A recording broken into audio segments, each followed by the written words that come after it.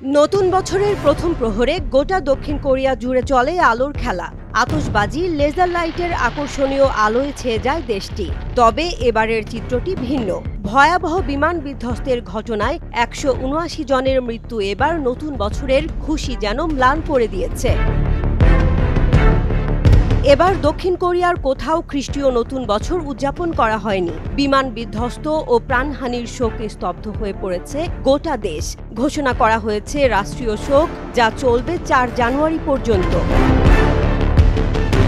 নতুন বছরের countdown, drone show, আতশবাজি প্রদর্শন সহ সব ধরনের আয়োজন বাতিল করে কোথাও নববর্ষ উদযাপন না করার নির্দেশ দেয় দেশটির সরকার। ৯ ডিসেম্বর দেশটির দক্ষিণ পশ্চিমাঞ্চলে অবস্থিত মুয়ান আন্তর্জাতিক বিমানবন্দরে অবতরণের সময় বিধ্বস্ত হয় জেজু এয়ারের ফ্লাইট। এতে উড়োজাহাজটির ১৮১ জন আরোহীর ১৭৯ জনই নিহত হন।